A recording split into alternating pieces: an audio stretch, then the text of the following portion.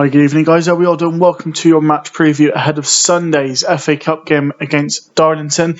And I'm coming up a day early, really, for the game. I do normally come up on a Friday and do these match previews, but I wanted to get this up another day in advance there, just because I know I haven't done a great deal of content lately, and I don't think the last video got pushed out very well. I do apologise for not coming up for a match recap from the Wigan game. I just couldn't bring myself to do it. Like I've said before, football is very, very difficult to watch with no people there. My interest, or my enthusiasm rather, for Saturday's game is non-existent. I just got no interest at all with football at the moment. Which I guess some people do say, well, why do you get so sort of emotionally attached or so fed up with it when Rovers play? I ask myself that same question all the time. So, FA Cup weekends this weekend. Darlington make the trip down to the Mem. Now, this has all the potential makings of a banana skin. The last competitive game Rovers played with Darlington was 10 years ago in the FA Cup in the first round. There was two divisions separating the sides. At the time, Darlington were in the Conference Premier at the time. They would only be about a year or so away from going out of business altogether. They reformed as Darlington in 1883 and then had to get themselves back up the football pyramid. They're now back in the Conference North and are now starting to find themselves on more steadier ground. They are currently ground sharing with the local rugby side, but they've got a good setup down there at Darlington. So I've got a lot of respect for Darlington in their rebuilding back up the divisions, but we can't be too respectful of that going into Sunday's game. I think that's part of Rovers' problem when we play these teams from non-league. We give them too much respect and they catch us out. We've done it quite a few times, especially over the last sort of 5 or 6 years. Rovers have found it difficult against non-league sides. A lot of the times we've had to go to replays. If I'm being honest with you, I cannot remember the last non-league team we beat in the FA Cup since we were promoted back into the Football League without having to go to a replay, because last year's game with Bromley had to go to a replay.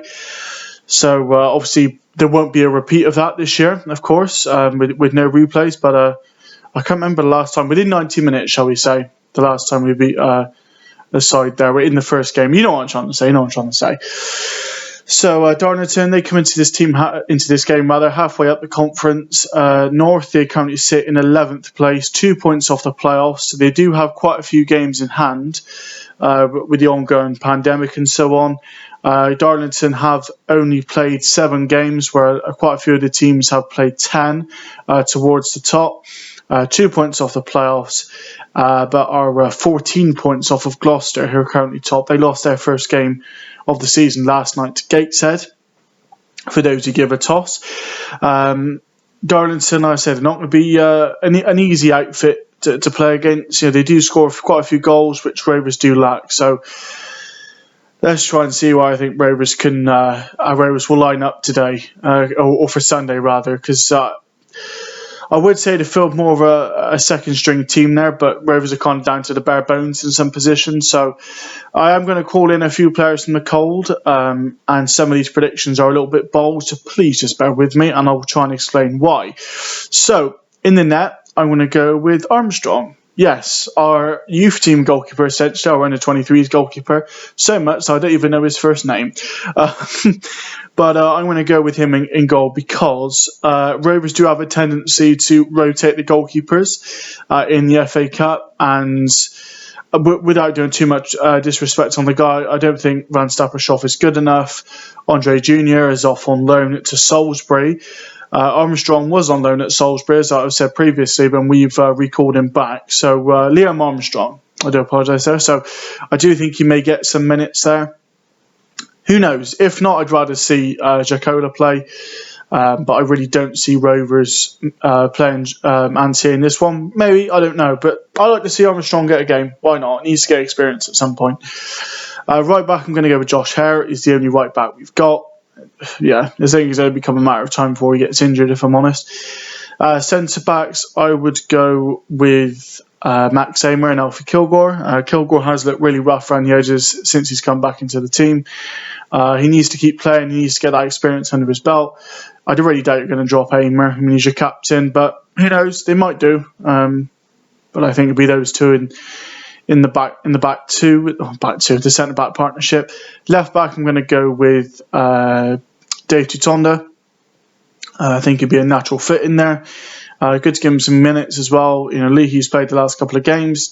Not been particularly impressed with him, but I don't think he's done anything wrong either. He's been all right. The midfield then, are going to go with a 4-2-3-1. I think that's the setup Rovers are trying to play.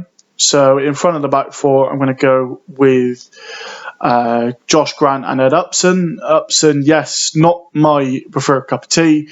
I think he's far too slow for a League One level, but I think against Conference North, I think he should be all right and should do the job. So I'm going to go with Grant and Upson in the midfield. Out wide, sort of on the right hand side, I'm going to go with Zane Walker. Zane Walker, I think I think a game like this could be good for him to get a start.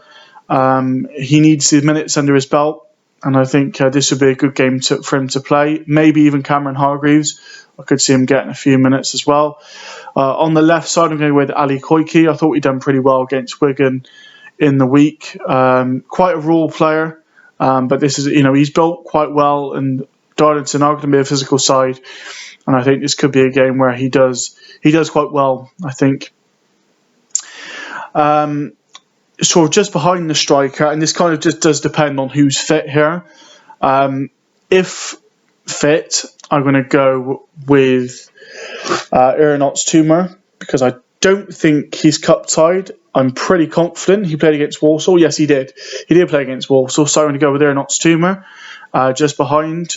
Or, this is a problem, I think, with a couple of players coming back, or maybe give Josh Barrett a go. I think that's probably his best position, just behind the striker. So Ots Toomer or Barrett? I think Ots Toomer needs the minutes, but sort of thinking of what I've selected there, Ots Toomer, he's a very small player. Darlington are probably going to be a big side, so maybe Josh Barrett might be a better fit there. And up front, barring, Hanlon's not back, I would go with James Daly. Again, not the biggest of chaps up front, but it's all we've got. So he'd be the one I play. The reason I've not picked Westbrook, I'm sure I'm missing a couple of there. I'm looking at the squad, or Nicholson, just in the fact it's the FA Cup, and our second string team should be enough to get past Darlington there. If they start, great. Do you know what I mean? But I'm just trying to think, December's going to be a heavy month. We need everyone fit. You don't want to burn anyone out. I know Westbrook's not been playing a great deal of minutes over the last couple of weeks, but I'd rather not play Westbrook and keep him fit. I do think he is that important to Rovers. And I'm not saying to drop Nicholson because of his miss. I will say if James Daly's not fit, I would play Nicholson up front and just go with it like that. But hopefully Daly's back and we've actually got a recognised striker up front. So that's the way I'd like Rovers to shape up for Saturday. Probably not the way Tisdale will go, but maybe, who knows? And like I said, I'm never a huge fan of teams overly rotating for the FA Cup, and I know I've just predicted, a few changes there for Rovers, but Rovers do need to focus on the league. God, I do hope we go through though. If you lose to a team that's in the same division as you, then fair enough, or even the league below, but to a team that's 3 leagues below you, without showing any disrespect here, Rovers should get through. I might be able to bite my own words here, but straightforward, let's say. Should be straightforward for Rovers. And once we get through there, we then return to league action, and we've got Gillingham next Tuesday. So it is going to be a busy turnaround. I might combine a recap and match preview ahead of that one. I'm pretty sure the game against Gillingham is still on Tuesday, so I don't think they've put that one back a day. Let me just double check that. Actually, they might have done that because of the FA Cup. But I would be surprised if Rovers did do that, but I will just double check. Okay, so it has been moved to the Wednesday. Fair enough. Okay, good job I know about that one. The game's on the Wednesday. That's all right. Well, Rovers, I can understand the game being moved back. I mean, I don't know if Gillingham are still in the FA Cup. They might have a game Sunday as well. But the game across the BBC on Sunday, so it'll be a good watch. Saves you all a tenner, I suppose, than buying a match pass. But yeah, I hope you all take it steady, have a good weekend, and let's hope Rovers can get through away. And hopefully have a nice tie in the FA Cup third round. And maybe by the time we get to the third round, we might be able to enter the ground. Of course, the COVID tier system and whatever came out today. Disappointed but not surprised to see Bristol in Tier 3. Even where I am in South Gloucestershire, we're Tier 3 as well. It's not a nice situation to be in. It's affected everyone in some way, shape or form. I've had a few family members with it. I'm not one of these who gives others shit for following the rules, if you like. Look, I think if this affects you, then I think you'll look at it a different way. It's not nice though, and we all just have to try and eventually, I think we're going to have to just live with it as part of our lives if we're not doing that already. But I really do hope everyone is staying safe out there. It's not a good time of year. It's obviously flu season, and with COVID in the air, it doesn't help.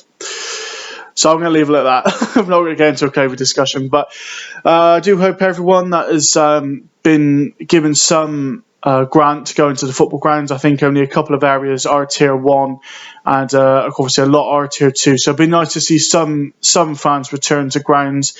Those who obviously get lesser crowds, if you like, without throwing too much shade on you. It must be good to get some crowds in there. So I'm pleased for everyone that has been able to get some kind of green light on getting some fans in. So I really do hope everyone stays safe and well, looks after themselves, looks after their family. And I will see you for a recap on the Darlington game and hopefully a passage into the next round of the FA Cup. And until then, be well, stay safe, take care. Bye-bye.